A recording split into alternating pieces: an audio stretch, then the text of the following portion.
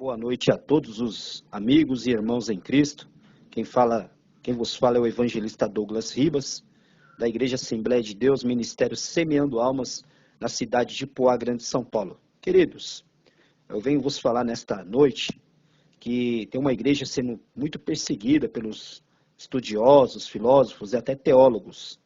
E eu venho aqui para fazer a minha defesa, defender esta doutrina, porque essa doutrina, ela não é de homem. Essa doutrina é do Espírito Santo, que é a igreja, a congregação cristã no Brasil.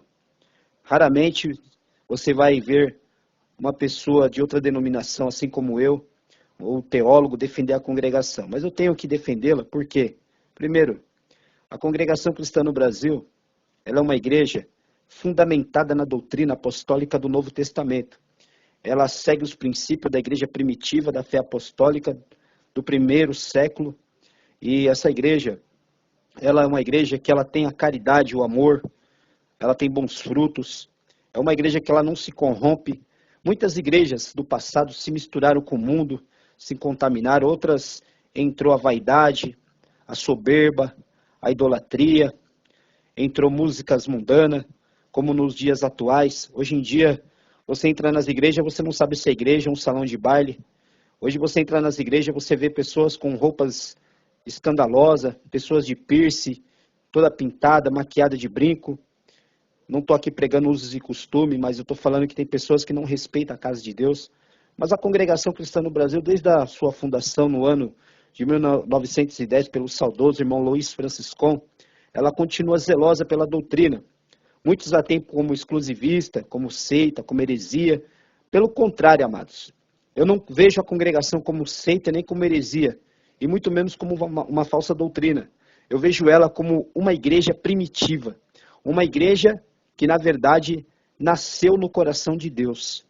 Essa obra, como eu já disse, é a obra do Espírito Santo.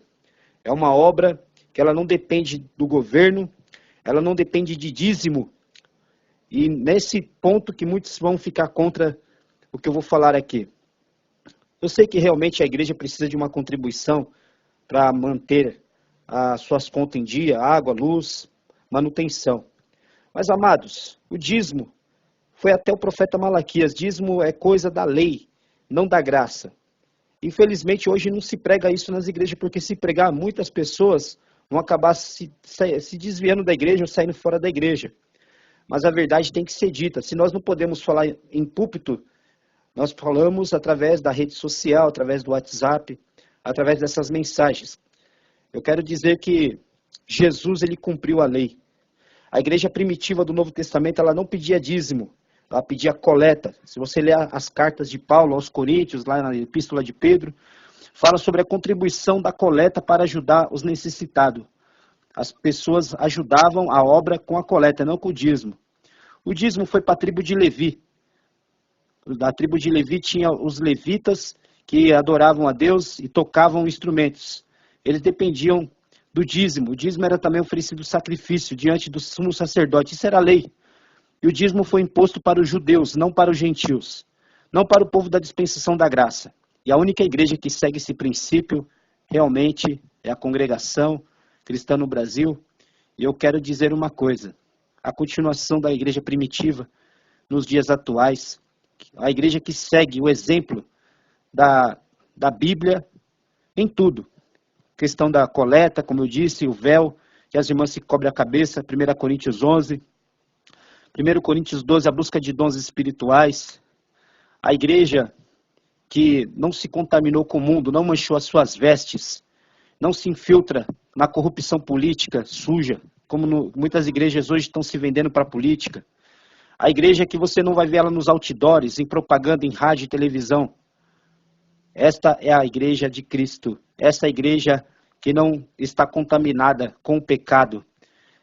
Realmente toda igreja vai ter o joio e o trigo, mas naquele dia o pastor Jesus Cristo vai separar os bodes das ovelhas e o trigo vai separar do joio.